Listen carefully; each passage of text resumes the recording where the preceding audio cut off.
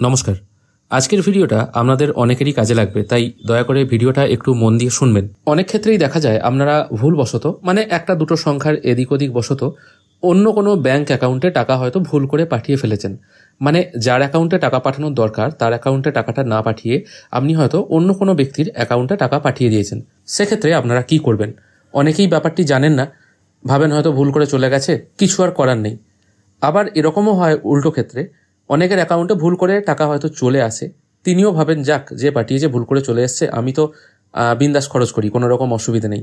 এবার প্রবলেমটা কি হবে সেটা আমি আপনাকে বলছি। প্রথমত যে কেসটা হয়, যদি আপনার টাকা ভুল করে অন্য ব্যক্তির অ্যাকাউন্টে চলে গিয়ে থাকে, সেক্ষেত্রে ইমিডিয়েট আপনাকে কাস্টমার কেয়ারে ফোন করে জানাতে হবে যে আমি ভুলবশত অন্য একটি অ্যাকাউন্টে টাকা পাঠিয়ে ফেলেছি। এবং অবশ্যই যদি ইউপিআই এর মাধ্যমে পাঠান বা ইন্টারনেট ব্যাংকিংয়ের মাধ্যমে পাঠান, সেখানে যে রেফারেন্স নাম্বারটি থাকে, রেফারেন্স নাম্বারটি আপনাকে মেনশন করতে হবে।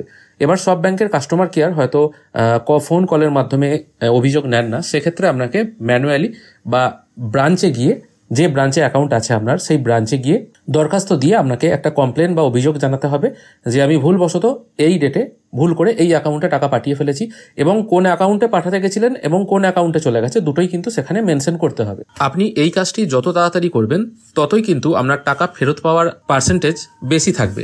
যখনই আপনি কাস্টমার কেয়ারের মাধ্যমে বা ম্যানুয়ালি ব্রাঞ্চে গিয়ে দরখাস্ত করবেন রং ট্রানজ্যাকশন হয়েছে বলে, তখনই আপনার ব্যাংক থেকে যে ব্যাংকে আপনি টাকাটা পাঠিয়ে ফেলেছেন সেটা আপনার সেম ব্যাংকও হতে পারে, সেম ব্রাঞ্চও হতে পারে, অথবা আলাদা কোনো ব্যাংকও হতে পারে, সেই ব্যাংকের হেড অফিসে একটি মেল করবে এবং সেই ব্যাংকের হেড অফিস সেই ব্রাঞ্চে, মানে যে ব্যক্তির কাছে আপনি ভুলবশত টাকা পাঠিয়ে ফেলেছেন সেই ব্যক্তির ব্রাঞ্চে, মানে সেই ব্যক্তির যে ব্রাঞ্চে অ্যাকাউন্ট আছে সেখানে মেল করা হয় ইমিডিয়েট যেন টাকাটিকে হোল্ড করে দেওয়া হয়, মানে সেই ব্যক্তিকে টাকাটি না দেওয়া হয়।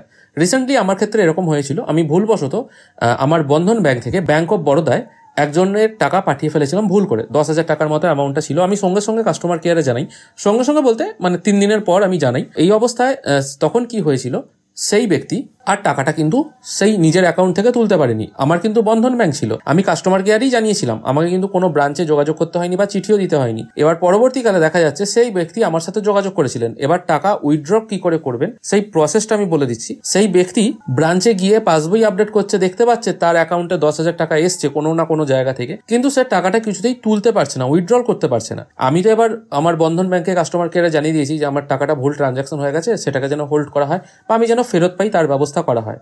তো এই মতো অবস্থায় আমি তারপর নিয়মিত আমার বন্ধন ব্যাংকের সাথে যোগাযোগ করি এবং বলি যে আমার টাকাটা যেটা ভুল করে চলে গেছিল, যেটা আমি কমপ্লেন জানিয়েছিলাম আপনাদেরকে, সেটা ফেরত পাওয়ার কি উপায় আছে। তখন আমাকে ব্রাঞ্চ থেকে এটাই বলা হয় বা কাস্টমার কেয়ার থেকেও এটাও বলা হয়, যে ব্যক্তির কাছে টাকাটি গেছে তিনি যদি একটা ব্রাঞ্চে, মানে তার যে ব্রাঞ্চে অ্যাকাউন্ট আছে, তার যেহেতু ব্যাংক অফ বরোদায় অ্যাকাউন্ট ছিল, তিনি যদি ব্যাংক অফ বরোদায় গিয়ে একটা লিখিত দরখাস্ত দেন যে এই টাকাটি আমার কাছে ভুলবশত চলে এসছে, এই টাকাটি আমার নয়, আমি ওই ব্যক্তিকে ফেরত দিতে চাই, সেক্ষেত্রে সেই টাকা কিন্তু রিটার্ন হয়ে আপনার অ্যাকাউন্টে চলে আসবে। আমি তখন বন্ধন ব্যাংকে প্রশ্ন করেছিলাম, যে ব্যক্তির কাছে টাকা গেছে আমি তো তাকে চিনিও না, তাকে জানিও না, তাহলে আমি টাকাটা ফেরত পাবো কি করে? তখন ব্যাংক অফ বরোদার কাছ থেকে কিছু ডাটা কালেকশন করা হয়েছিল এবং সেই ডাটার বেস ধরে সেই যে ব্যক্তির কাছে টাকাটি চলে গেছিল তার আমি অ্যাড্রেস, ফোন নাম্বার এবং তার যে বাড়ির ঠিকানা আছে ইত্যাদি, এগুলো আমি জোগাড় করতে পারি এবং তার ফোন নাম্বারটিও আমি পেয়ে যাই, যার ফলে আমি সেই ব্যক্তিকে সরাসরি ফোন করি যে আপনার অ্যাকাউন্টে 10,000 টাকা আমি পাঠিয়ে দিয়েছি ভুল করে, সেটা আমাকে রিটার্ন দিন। প্রথমে তিনি দিতে চাইছিলেন না, তারপর তিনি যখন ব্যাংকে গিয়ে টাকাটি তুলতে যান তখনও কিন্তু দেখা যায় যে সে টাকাটা তোলা যাচ্ছে না, 10,000 টাকা শো করছে কিন্তু টাকাটি হোল্ড হয়ে আছে। তিনি ব্যাংক অফ বরোদায় গিয়ে যখন কথা বলেন তখন ব্যাংক অফ বরোদা থেকেও বলা হচ্ছে এই টাকাটা আমাকে হোল্ড করে রাখতে বলা হয়েছে, যেটা বন্ধন ব্যাংকের হেড অফিস থেকে মেল এসছে। এবার যার ফলে তিনি সবকিছু দেখতে পাচ্ছেন কিন্তু কিছু কাজ করতে পারছেন না, এরকম হয়ে যায়। আমি তার সাথে যোগাযোগ করি, তিনি তার ব্যাংক অফ বরোদায় একটি লেটার লিখে দেন যে এই দিন এই তারিখে এই রকম একটি টাকার অ্যামাউন্ট ভুলবশত আমার কাছে চলে এসেছে, সেটা আমি যিনি পাঠিয়েছেন সেন্ডারকে ফেরত দিতে চাই। প্রথম দিকে ব্যাংক অফ বরোদা কিন্তু এই জিনিসটা অ্যাকসেপ্ট করছিল না, মানে এরকম কোনো চিঠি হয় তারা জানতো না, বা এরকম চিঠি যে অ্যাকসেপ্ট করতে হয় বা কি প্রসেস আছে তারা কিন্তু কিছুই জানতো না। পরে আমি কাস্টমার কেয়ারের সাথে তাদের কথা বলিয়ে দিই, তখন ব্যাংক অফ বরোদা সেই চিঠিটা অ্যাকসেপ্ট করে এবং অ্যাকসেপ্ট করার পর মোটামুটি 2 থেকে 3 ওয়ার্কিং ডেজের মধ্যে আমি দেখি সেম রেফারেন্স নাম্বার দিয়ে আমার বন্ধন ব্যাংকে 10,000 টাকা ক্রেডিট হয়েছে।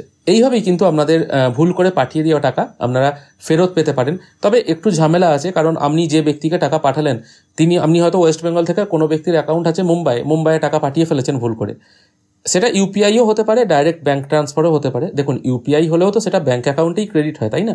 এবার যদি মুম্বাইয়ে টাকা পাঠিয়ে দেন, সেক্ষেত্রে আপনাকে তো মুম্বাইয়ে গিয়ে কথা বলতে হবে, বা অনেক সময় ব্যাংক যদি আপনার সঙ্গে সহযোগিতা না করে, সেক্ষেত্রে যে ব্যক্তির কাছে টাকা গেছে তার ফোন নাম্বার, অ্যাড্রেস এগুলোও কিন্তু আপনি পেতে পারবেন না।